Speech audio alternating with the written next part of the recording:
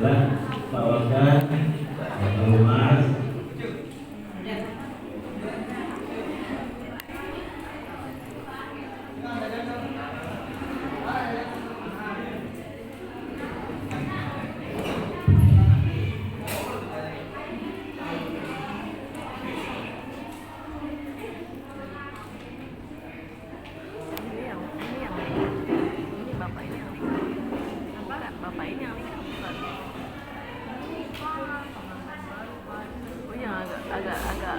Agak pendek.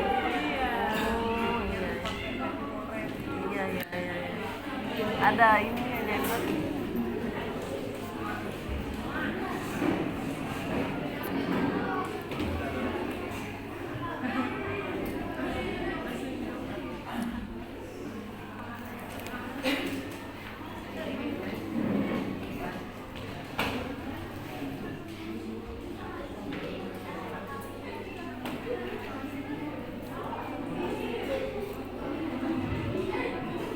Silakan kursi yang kosong di depan diisi dulu.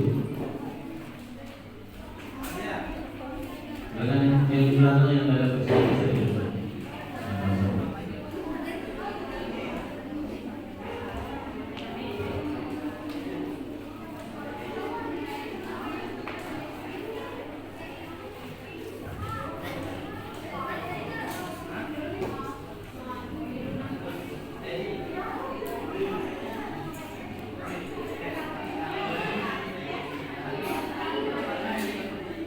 Bismillahirrahmanirrahim. Bismillahirrahmanirrahim. Assalamualaikum warahmatullahi wabarakatuh.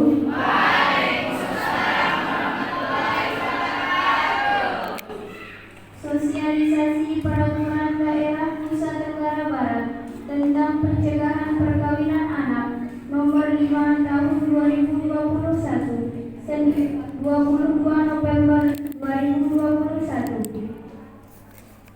Acara pertama, pembukaan. Agar lebih barokahnya acara kita pada pagi hari ini, marilah kita sama-sama melafazkan basmalah. Bismillahirrahmanirrahim. Pembacaan kalam ilahi oleh Sulrizal, kepadanya dipersilakan.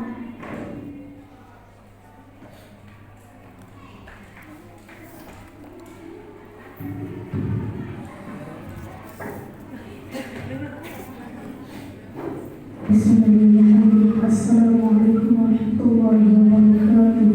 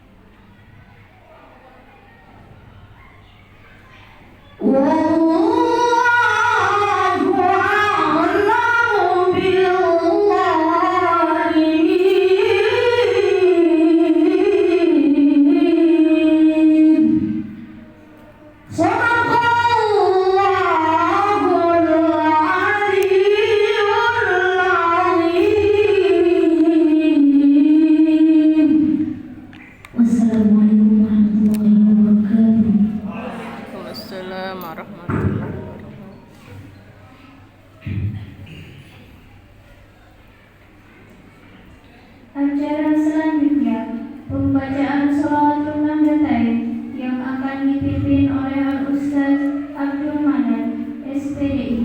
Kepada beliau diaturkan.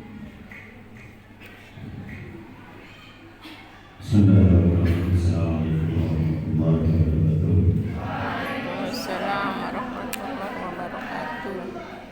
Untuk berbahagia acara kita bersurat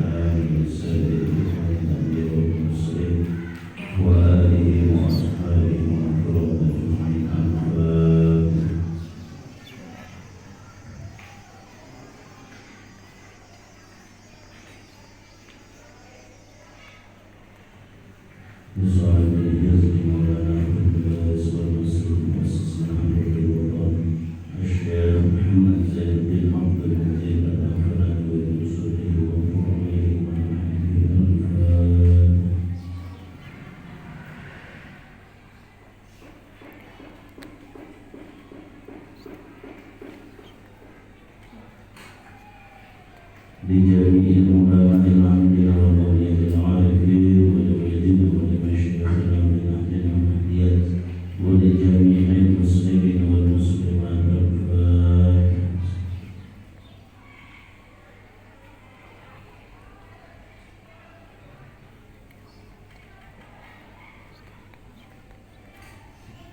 بسم الله الرحمن الرحيم. اللهم إنا نسألك بأنفسنا وسلم على سيدنا محمد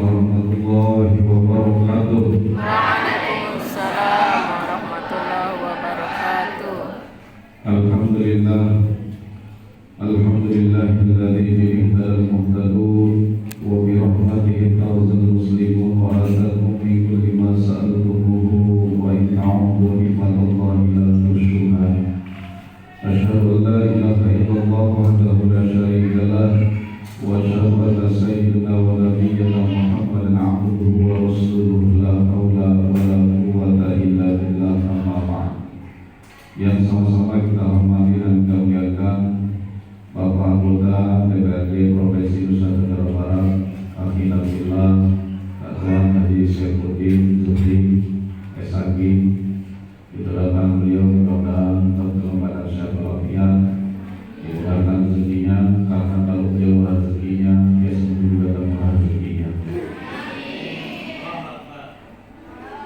Yang sama-sama kita hormati Bapak Ibu Dewan Guru dan segenap perwakilan siswa dan siswi keluarga besar Pondok Pesantren Darul Barokah seluruh Nahdlatul Ulama Surabaya yang insyaallah mudah-mudahan senantiasa dirahmati Allah Subhanahu wa taala. Amin ya rabbal alamin. Pertama, kita bersyukur kepada Allah Subhanahu wa taala dan ucapan alhamdulillahirabbil alamin atas segala usaha dan ikhtiar kita sehingga kesempatan ini kita dapat mengikuti kegiatan sosialisasi peraturan daerah tentang pencegahan perkawinan di usia dini. Alhamdulillah lengkap yang hadir ketuaan, yang sudah menikah ada, yang belum menikah ada, jadi bisa saling berbagi. Yang belum menikah bisa menanyakan gimana menderitanya yang sudah menikah, bisa berbagi. Jadi nanti akan ada peraturan daerah yang akan disosialisasikan oleh Bapak Dewan kita. Ya, jadi karena itu mari kita memanfaatkan kegiatan sosialisasi ini dengan sebaik-baiknya.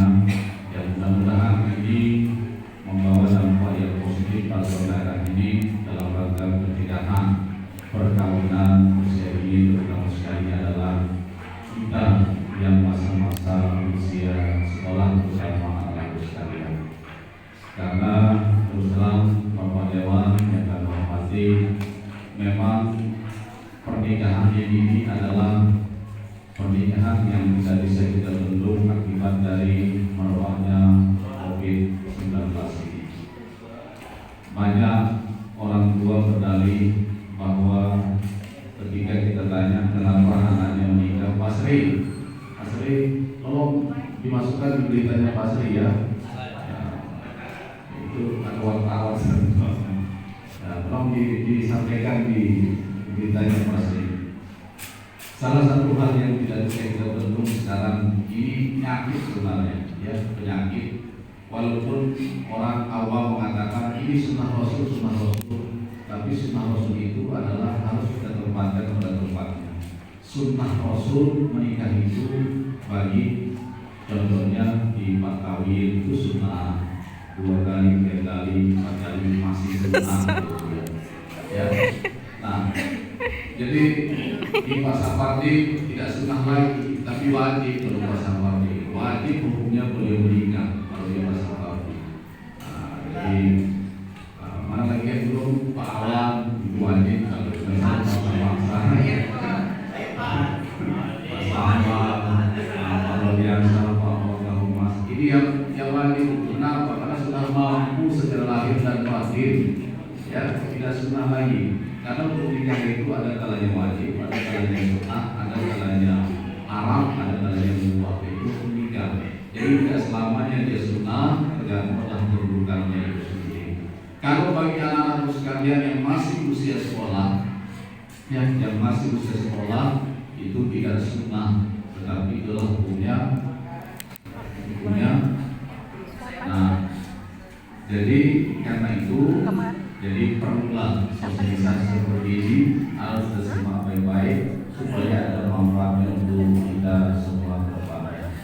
Nah, jadi oleh karena itu tanpa memperpanjang dalam, tentunya saya minta kepada kita semua untuk kita secara khusyuk, secara hikmat untuk mengikuti kegiatan sosialisasi ini. Dan alhamdulillah wajah beliau tentunya sudah tidak asing lagi dalam Pondok Pesantren kita, karena beliau adalah salah satu bagian daripada penyandang dana atau dewan penjatuh di pondok kita. Karena setiap kali ada program beliau selalu kita diingatkan, ya, selalu kita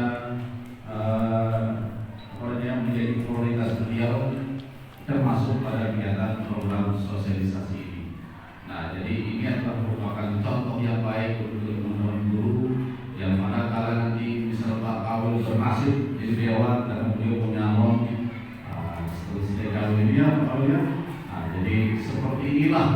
ya oleh kita jadi ingat pondok kita siapa tahu ya. Jadi itu untuk kita maklumi dan memahami bersama.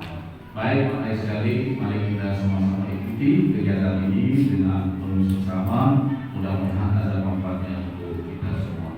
Tanpa memperbanyak alam, kami butuhkan pengantar dari pimpinan pondok. Mohon maaf, Pak Tuan, Lurus selaku DPRD Provinsi Nusa Barat yang mewakili aspirasi kami. Jadi tentu lewat forum juga kami mohon nantinya ketika belum selesai melakukan penyampaian sosialisasi untuk diadakan tanya jawab minimal 3 penanya saja. Jadi oleh dulu kembali ke kantor. Kami tidak bisa memoleh-olehkan dalam bentuk atau tapi minimal dalam bentuk aspirasi, dalam bentuk aspirasi terkait dengan pernikahan ini. Dan lain sekali ini adalah memang menjadi penyakit di masyarakat saat ini, lebih dengan adanya COVID-19 ini. Kalau kita lanjutkan, tapi Pak Dewan dengan kondisi di sebuah negeri, kita di swasta masih negeri. Kalau di negeri dia pergi ke KL, pulang-pulang jadi 3 dia. Jadi 3. Kemarin dia pergi 1, dapat suami 1, langsung beranak 1, jadi 3. Tapi alhamdulillah kalau anak kita pergi 1, pulang 1.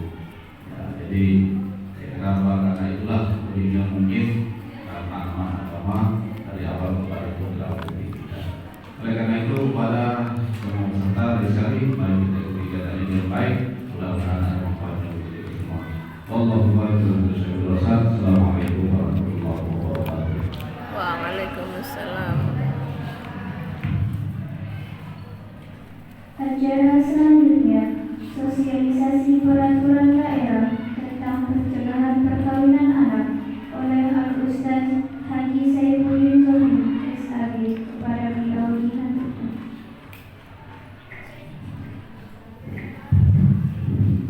Assalamualaikum warahmatullahi wabarakatuh. Waalaikumsalam warahmatullahi wabarakatuh. Alhamdulillahirrahmanirrahim. Salam wassalamu ala rasulillah sayyidina Muhammad wa ala alihi wa sahbihi yang hormati dan muliakan pimpinan sekaligus ketua dan pendiri Yayasan Pondok Pesantren, Bapak-bapak kepala sekolah, ibu-ibu dan santri dan santriwati yang berbahagia. Alhamdulillah rabbil alamin, kita panjatkan puji dan syukur kehadirat Allah Subhanahu wa taala atas segala nikmat yang telah kita terima. Kedua salawat dan salam kita aturkan di kebenaran Rasul Muhammad sallallahu alaihi wasallam. Mudah-mudahan kita mendapat syafaat di yaumil qiyamah. Pertama, yang menyampaikan terima kasih atas waktu, tempat, dan kesempatan yang diberikan kepada yang untuk menyampaikan satu kegiatan dari kantor, yaitu sosialisasi berita tentang pencegahan perkawinan usia dini. Ini salah satu kegiatan, ada 3 kegiatan yang dimiliki oleh DPR, hak DPR. Salah satunya adalah membuat peraturan daerah dan mensosialisasikannya. Itu salah satu hak. Hari ini kita ketemu dalam suasana sosialisasi peraturan daerah. Kenapa peraturan itu penting? Kenapa peraturan itu harus dibuat? Dalam rangka mengatur dan menata kehidupan kita, baik di lingkungan tertentu maupun di masyarakat. Jadi ada standar yang kita pakai supaya kita tidak hidup dalam satu masyarakat yang semau-mau kita. Nah, menyangkut pendidikan, menurut laporan yang kami terima baik dari media massa kemarin kita sempat, di masa COVID ini aja hampir 1.500 lebih anak yang putus sekolah. Belum yang kawin, belum yang minta kawin. Karena di Komisi 5 itu kami terima laporan selama COVID itu banyak kepala sekolah, banyak pimpinan pondok yang anaknya bukan santri itu banyak yang mengeluh. Persoalannya salah satunya adalah persoalan perkawinan. Yang kedua adalah persoalan waktunya dipakai untuk hal-hal yang kurang pas. Nah, itu persoalan kami selama COVID di luar persoalan sistem pendidikan. Makanya dia nobel karena kami di DPR memutuskan tahun kemarin itu membuat satu peraturan daerah tentang pencegahan perkawinan usia dini. Walaupun saya memang tidak masuk dan kemarin ikut di perancangan peraturan ini yang mungkin terkait dengan persoalan tembakau, tapi di komisi kami harus mungkin sosialisasi dan yang paling tepat adalah lembaga pendidikan. Tadi sudah disinggung situasi pondok dan sekolah umum yang berbeda. Alhamdulillah karena kita di pondok masih rasa kepedulian itu jauh lebih tinggi mungkin dengan sekolah umum. Artinya apa? Pondok pesantren itu karena dia tinggal di asrama mungkin pengawasan dan apa istilahnya pendidikan itu akan jauh mungkin lebih terkontrol dengan baik selama COVID. Peraturan daerah ini sesungguhnya tidak banyak yang diatur. Yang pertama adalah usia perkawinan itu harus di atas 19 tahun. Jadi tidak boleh ada menurut aturan tidak boleh adik-adik ini kawin di usia 19 tahun ke bawah. Tidak boleh. Jadi menurut peraturan ini. Dan saya yakin petugas kampus maupun KUA juga akan mikir-mikir menikahkan ataupun membuatkan hukum nikah. Karena ini ada aturannya. Ada aturan disarankan untuk di atas umur 19 tahun. Ini salah satu ketentuan yang diatur dalam rancangan peraturan daerah tentang perencanaan perkawinan usia ini. Yang kedua, kenapa peraturan ini ada? Ini dalam rangka satu sebenarnya memberikan hak kepada anak-anak kita. Jadi supaya jangan ada sikap diskriminasi. Artinya sikap diskriminasi ini, mohon maaf, kadang-kadang ada orang tua kita juga mereka menikahkan kita tanpa memikirkan usia, tanpa memikirkan pendidikan, tanpa memikirkan keadaan. Ini yang tidak boleh. Artinya apa? Dengan sikap ini itu dinamakan sikap diskriminasi. Jadi itu kurang pas bagi kebahagiaan, bagi kelanjutan, bagi kehidupan anak-anak kita, kelanjutan dari pernikahan mereka. Yang kedua, tujuan peraturan daerah ini adalah dalam rangka mencetak generasi-generasi kita, putra-putri kita adalah anak-anak yang baik. Artinya apa?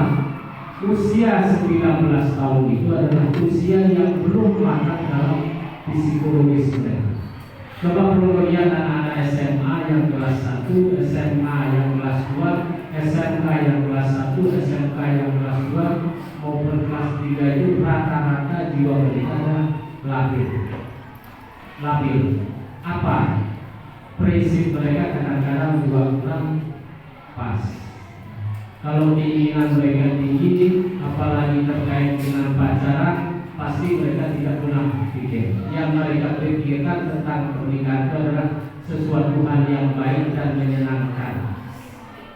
Itu yang sering kita lihat. Nah, ada beberapa kasus yang saya lihat, ada anak yang kawin di tempat yang usianya baru tamat kuliah. dia kawin dan dia kawin juga sama usianya. Baru beberapa bulan cerai. Nah itu balik lagi cerai lagi. Nah, artinya apa? Kebahagiaan mereka, apa yang mereka jaminkan, apa yang mereka rencanakan, apa yang mereka harapkan ternyata jauh dari keadaan yang mereka alami. Nah, itu secara psikologis. Jadi usia-usia 19 tahun itu adalah usia-usia yang masih saya kira belum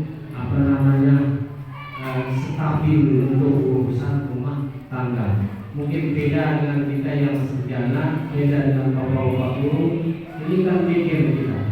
Besok mau makan apa, usaha saya mau bagaimana. Beda kalau yang penting ya bacanya agak ganteng, suruh-suruh dia punya HP yang bagus, punya motor, walaupun motornya juga dikreditkan sama orang tuanya, mereka tidak pikir. Tapi kalau kami yang sudah kuliah, kayak bapak-bapak guru yang belum kali ini mikir yang mungkin 100 kali untuk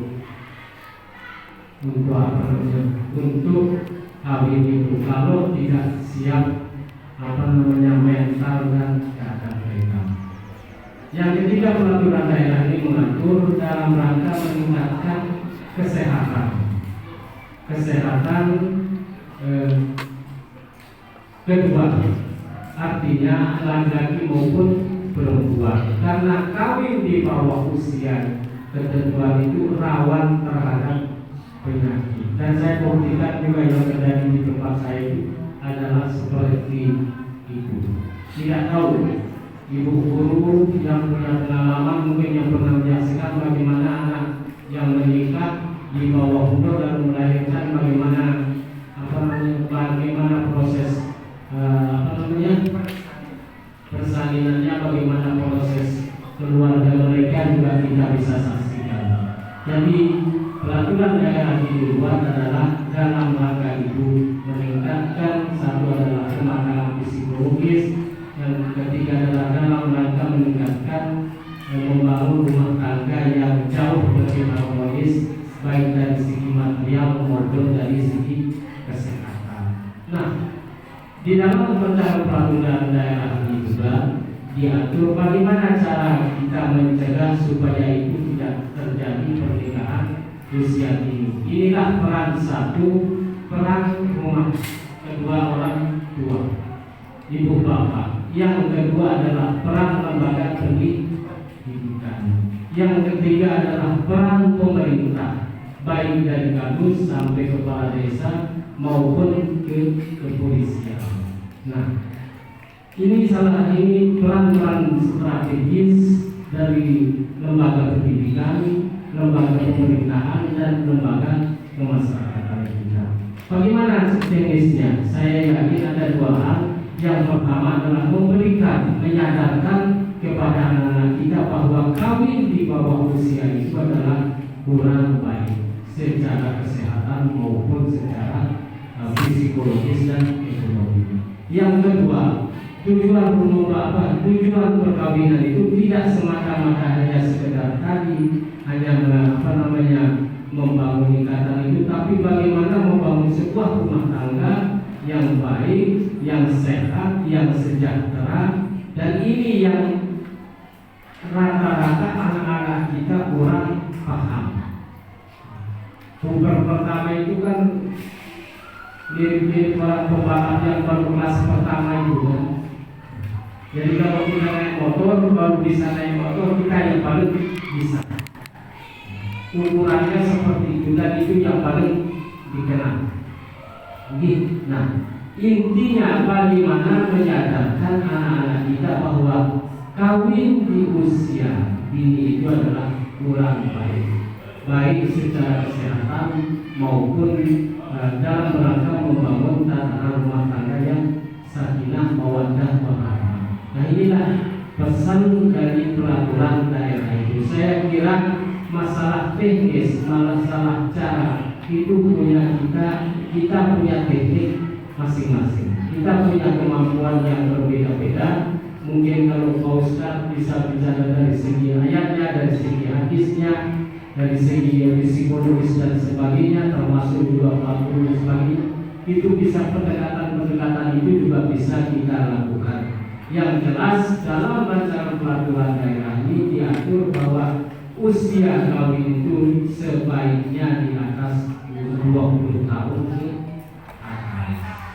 Yang kedua, orang tua, lembaga pendidikan dan lembaga-lembaga masyarakat juga akan mengatur hal-hal seperti itu. Artinya apa? Jangan dibiarkan anak-anak kita kawin di bawah usia seperti itu.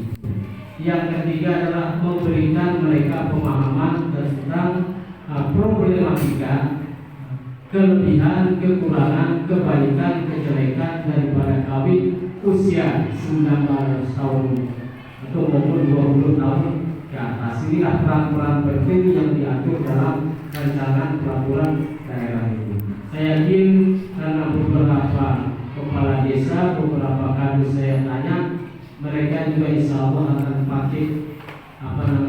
pakai peraturan itu sebagai acuan mereka. Kita harapkan lembaga-lembaga pendidikan juga memberikan arahan, memberikan pemahaman kepada anak-anak kita supaya pendidikan juga tidak terganggu karena persoalan kawin di usia dini. Mungkin supaya semua lancar, karena kenapa saya memilih banyak SMK dan SMA dan pondok, karena itu yang paling rawan. Itu yang paling rawan. Anak-anak kita terutama kelas 2 dan kelas 1 itu mereka tidak berpikir, yang penting mereka saya sama-sama cinta selesai. Mereka tidak pernah berpikir, karena saya pernah temukan dan saya pernah buktikan seperti itu. Jika kita tanya kenapa memilih itu, saya sama-sama cinta. Sudah pikir bagaimana masa depan yang tidak pernah, yang penting saya sama-sama cinta.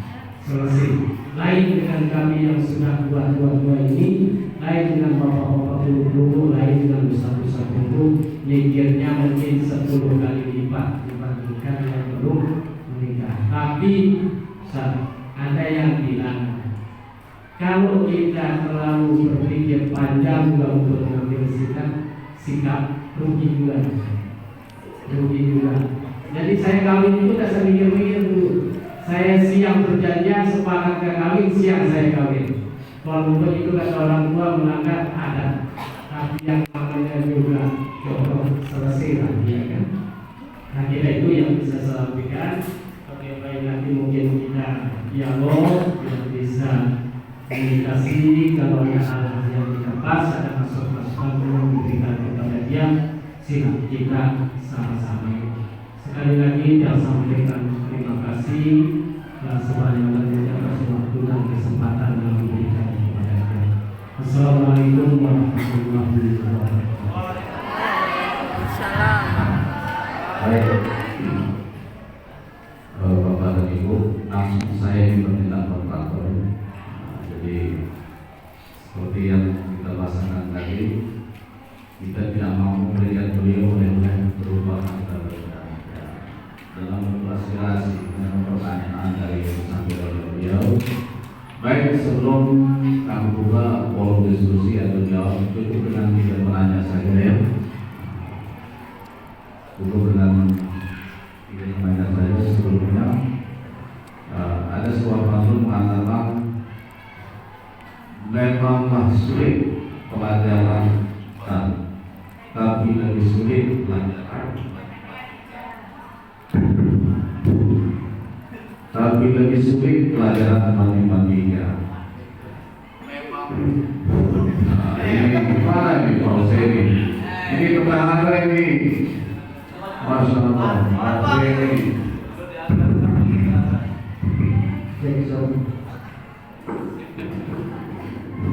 Sampai mana tadi? Gara-gara pantun. Memang sulit pelajaran ibadah, tapi lebih sulit pelajaran matematika. Memanglah sulit melupakan cinta, apalagi cinta pertama.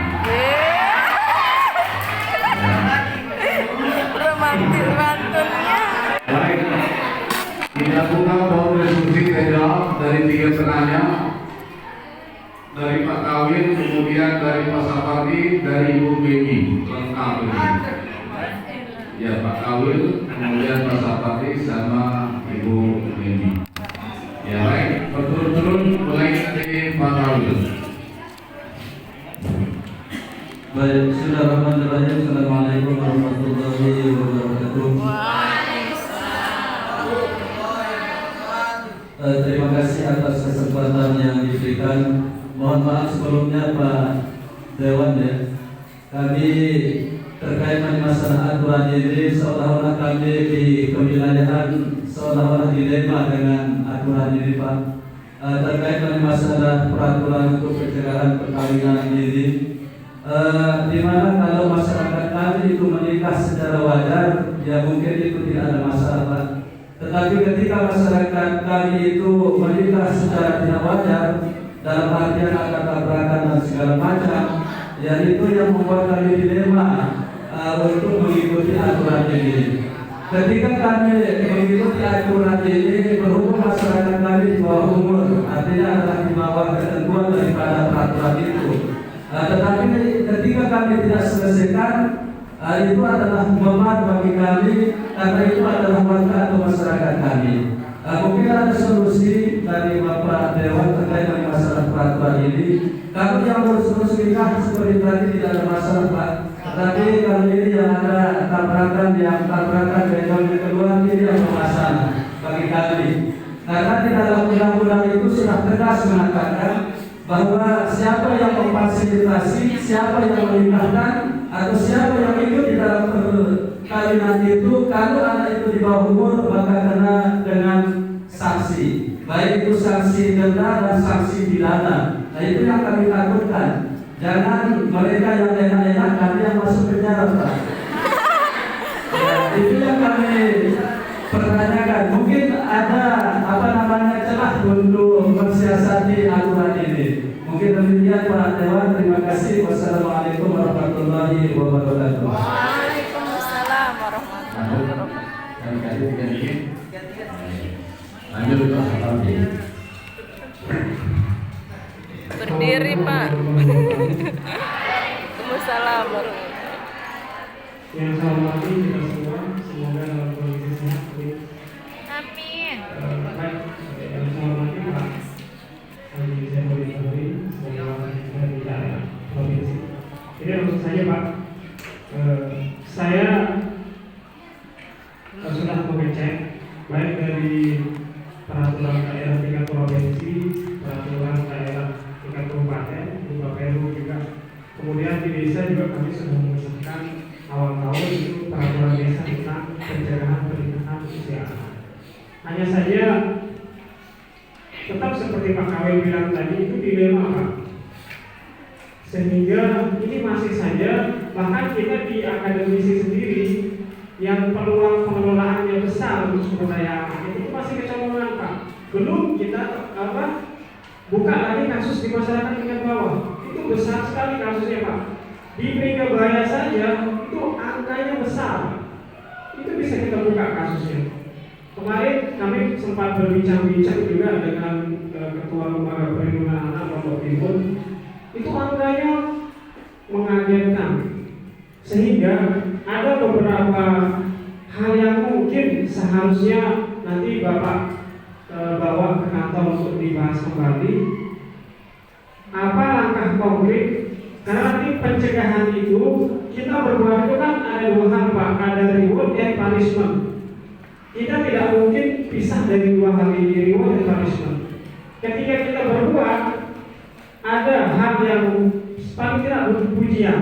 Yang kedua, ketika mereka melanggar, ada istilahnya tidak hanya teguran, tapi juga hukuman. Nah yang dilema Pak, ketika hukuman itu hanya diberikan kepada yang memfasilitasi, tapi tidak kepada pelaku. Karena pidana juga kalau kita taruh ini susah juga Pak, karena mereka masih di bawah umur. Tapi mau tidak mau juga kadang-kadang kejadian sehingga terjadi nikah di bawah tangan. sehingga kita menemukan solusi yang pas. Nah, mungkin kita sangat berharap sekali komitmen Bapak untuk nanti merumuskan dengan baik apa nanti yang harus bisa diberikan sanksi baik kepada fasilitator, yang kedua aktor terutama ini. Apa langkah hukum yang bisa kita berikan? Yang kedua Pak, mungkin ini sekedar kata hati saja, karena kita peluang untuk menikah dini kalau di sekolah Pak, itu kalau kita buka data itu kecil Pak, meskipun ada dan pasti ada, itu pasti. Hanya saja kemungkinannya kecil, margin errornya kecil. Tapi mungkin untuk ke depan, kalau masih ada waktu, kita minta Bapak bisa langsung terjun ke tingkat akar rumput, karena tingkat pemahaman mereka itu masih sangat jauh di bawah anak kita ini yang notabene sudah bisa kita olah dengan sistem pendidikan. Terima kasih. Assalamualaikum warahmatullahi wabarakatuh. Waalaikumsalam. Lanjut pertanyaan ketiga, Ibu Mimi. Silakan Pak Irfan dibawakan mic-nya, Bu Mimi. Harus rapi lah Bu. Jangan-jangan Ibu Mimi Wahabi ya? Iya, tidak amin. Ayo lanjut Bu Mimi. Tidak Bu? Cek.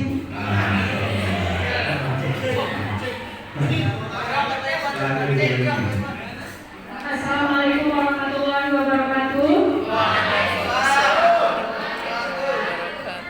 Langsung saja. Kurangnya pengetahuan tentang resiko kesehatan yang terjadi akibat perkawinan muda, seperti tingginya angka kematian ibu sehabis melahirkan, bayi prematur, dan resiko terkena HIV/AIDS. Ketidaktahuan atas resiko ini yang mungkin menyebabkan praktik perkawinan anak masih terus terjadi. Nah, bagaimana pandangan Bapak tentang hal tersebut? Apakah ada tentang hal tersebut di bagian program yang Bapak susun? Sekian, Assalamualaikum warahmatullahi wabarakatuh. Baik, terima kasih. Cukup 3 pertanyaan dulu, nanti dilanjutkan kepada yang masih penasaran. Nanti 3, 2, baru terakhir 1. Ya. Baik, yang pertama Pak Dewan dari Pak Kawil, ini dengan Pak Sapati kirim ya, yang dipertanyakan itu pertama ini dilematis terkait dengan perda ini. Yang jadi persoalan studi kasus yang ditemukan sama Pak Kawil adalah terkait dengan anak yang di bawah usia ditemukan kebetulan sudah dalam bentuk gejolak. Gejolaknya sudah nampak. Nah, jadi apa ini dinikahkan atau tidak begitu. Sementara posisinya di Pak Kawil tidak dinikahkan, salah menurutnya. Ya, jadi itu bukan karena ada unsur kasihan kalau tidak dinikahkan, dan ada selawannya juga sih. Ya, tidak dinikahkan, ya jadi sudah berdua kan begitu. Nah, jadi pertanyaan sederhana, ada tak celahnya menikahkan itu supaya tidak masuk di pidana itu? Nah, itu maksudnya Pak Kawil ini.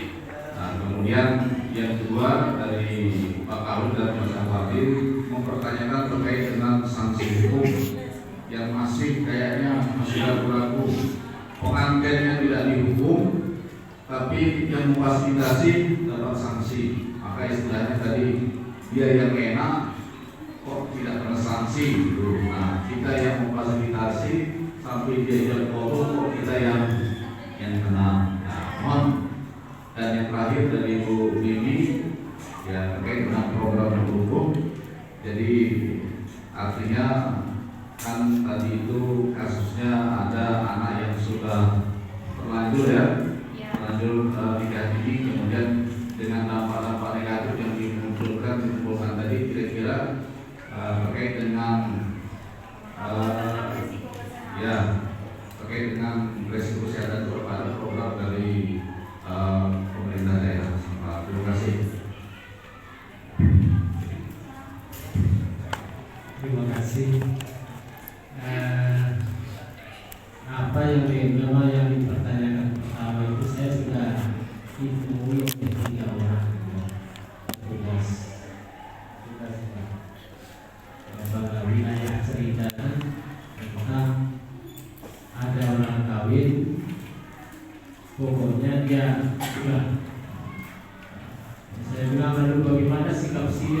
satu sisi dan saya tinggalkan jadi aib di masyarakat, satu sisi juga saya melanggar aturan. Ya sama-sama makan wasimalah kawan. Si tidak kerjakan bermasalah, dikerjakan juga bermasalah.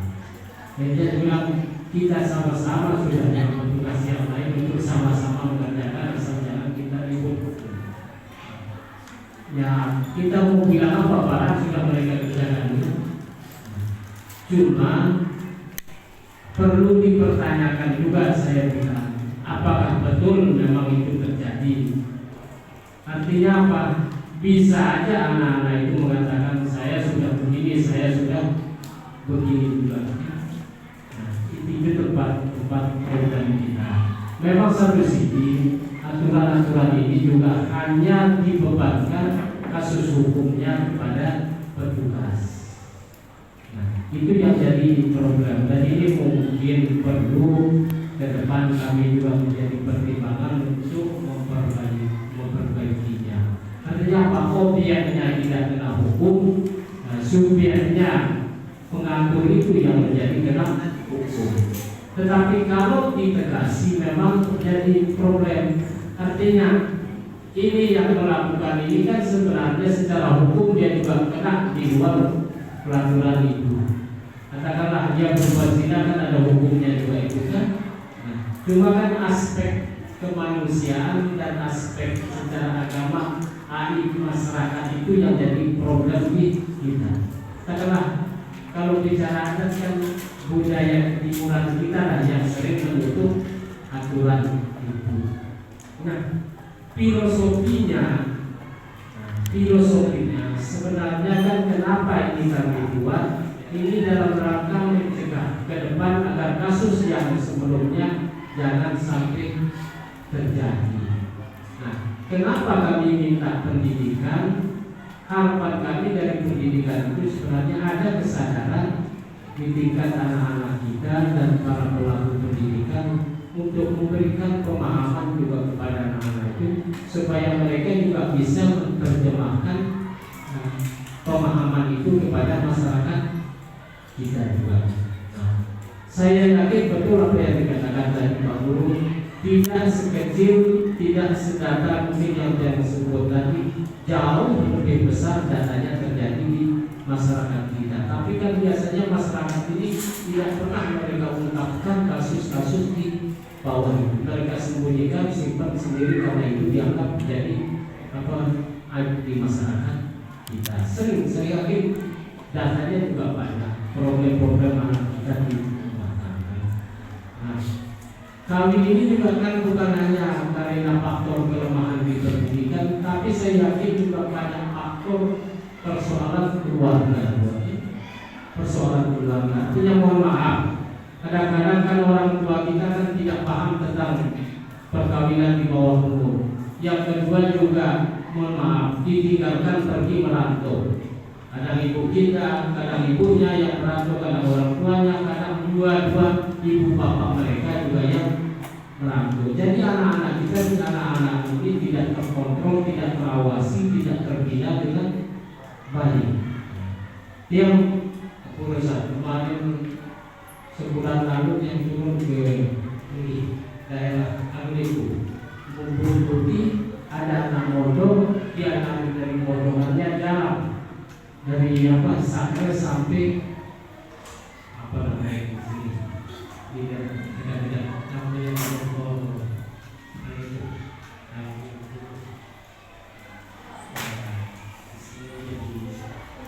Tak pang. Setelah saya tanya dari dia, anak itu kenapa kamu tanya orang tuanya mana ibunya kawin, mana orang tuanya meninggal, tinggal di siapa di Papua. Kenapa dia lari? Persoalannya karena api. Yang kedua persoalannya tidak pernah diterima di sekolahnya, alasannya. Tapi yang disalahkan sekolah katanya yang terlalu ketat aturannya. Tapi setelah kita tanya-tanya ternyata bukan persoalan di sekolah, tapi persoalan perhatian keluarganya kurang. Nah ini jadi beban kita. Ini jadi beban persoalan kita di masyarakat kita sekarang. Makanya harapan kita Jadi di peraturan daerah ini, dengan adanya perda ini, dengan adanya sosialisasi ini, kami berharap adik-adik ini adalah menjadi motivator, menjadi penggerak, menjadi pemberi informasi kepada masyarakat kita bahwa usia kawin dini itu adalah guna baik, pas, baik secara kesehatan maupun secara psikologis maupun secara agama. Katakanlah seperti itu. Saya yakin problem yang belum tersampaikan jauh lebih banyak ketimbang yang dicatat oleh pemerintah. Karena yang dicatat oleh pemerintah itu adalah apa yang mereka tahu. Ada lembaga pemerintah kita, katakanlah daya perempuan, ada lembaga daya anak juga, ada PPA, ada PPA, ada istilahnya di situ. Tapi itu tidak bisa jalan maksimal karena jika kami tanya kenapa tidak bisa sosialisasi banyak, kami tidak punya uang di pemerintah itu juga Pak. Makanya kita lewat inilah mungkin juga kami di DPR mengambil alih juga dalam rangka mensosialisasikan peraturan-peraturan daerah yang dibuat oleh DPR bersama pemerintah, karena keterbatasan dibandingkan persoalan yang di masyarakat dengan keterbatasan dan ketersediaan sumber daya di pemerintah, ketersediaan anggaran di pemerintah jauh memang dengan adanya. Nah, program-program sebenarnya urusan program teknis itu ada di pemerintah, kantor jenis KPD. Nah, mereka yang itu ada beberapa pemberdayaan perempuan, ada istilahnya terkait dengan rumah tangga dan sebagainya. Beberapa bulan yang lalu ada terjadi juga kasus di Narmada Indonesia. Ada orang masuk pada kasus. Kita juga mereka turun untuk mengecek kasusnya seperti apa, programnya seperti apa dan sebagainya. Jadi terima kasih untuk Pak Kadur, Pak Guru atas masukannya bahwa memang undang-undang ini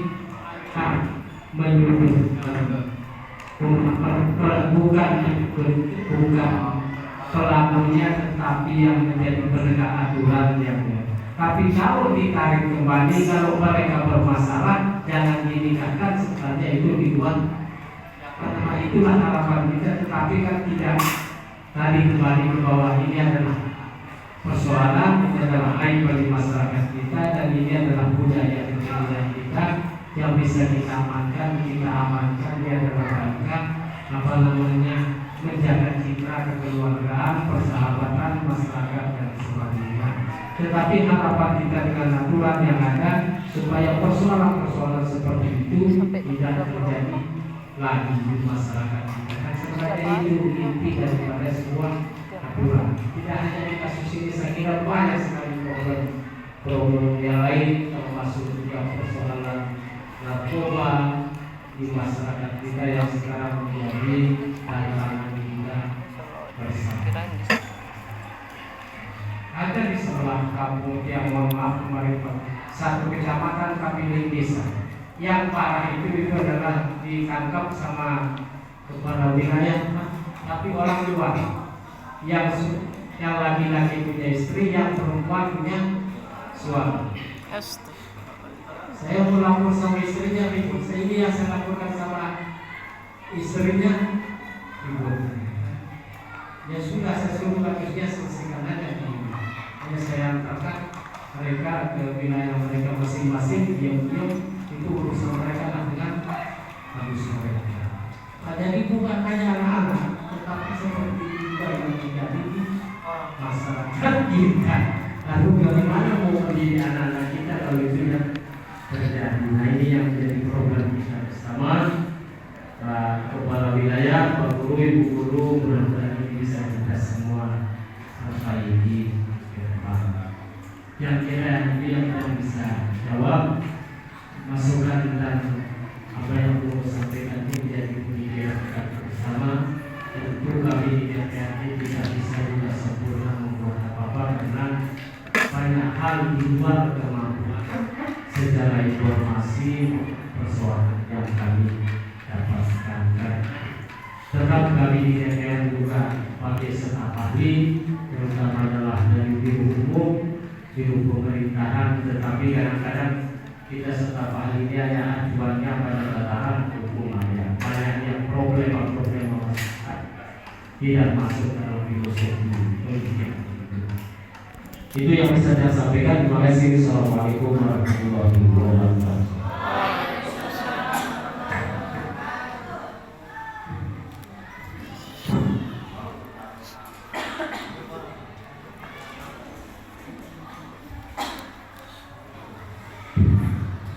Acara terakhir doa yang dipimpin oleh Al-Ustaz Sobri Iman SPD kepada beliau silakan.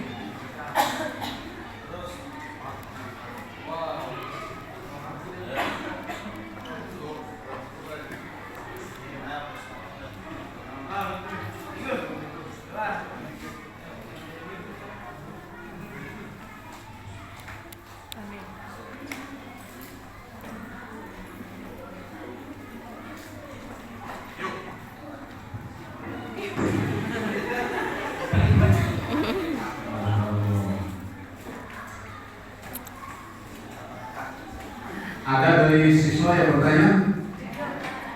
Ada? Ada yang mau Ayo ungkapin kendalanya, Ada dari siswi. pelaku pernikahan ini? Tidak ada siswa aja. Mudah-mudahan terjadi ya. Ya. Baik, karena yang saya minta coba yang seharusnya Ustaz Sobri, ya, tapi Ustaz Sobri tidak berdiam diri gitu. Mari kita sama-sama berdoa dan kita melafazkan ulul kita. Al-Fatihah.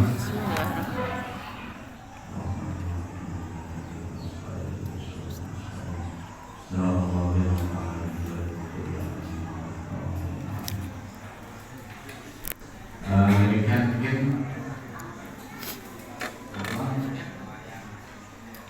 hanya ini yang bisa kami Sampaikan. kebersamaan kita hanya gitu. Nanti mohon Bapak Ibu dulu lanjutkan rapatnya sama kurikulum dan keistimewaan dan pasien Doubling. sekalian dengan persiapan PKL bulan Januari. Ya PKL bulan Januari kalau itu dirapatkan juga hari ini karena yang PKL Januari ini itu adalah 11 PDP sama 11 UTKP. Pariwisata usul nanti karena kurang kelas ini biar siasat itu. Ya, jadi yang keluar Januari ini perkantoran sama PDP. Kalau kita soalkan nanti langsung dulu, saya dapat dulu. Insya Allah kalau usah panik makan siang disiapkan. Semoga terima kasih. Assalamualaikum warahmatullahi wabarakatuh.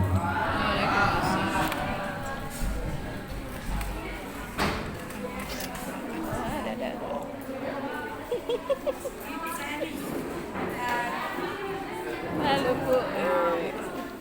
Bu Nuning. Baru milenial. Kan sini yang bening-bening.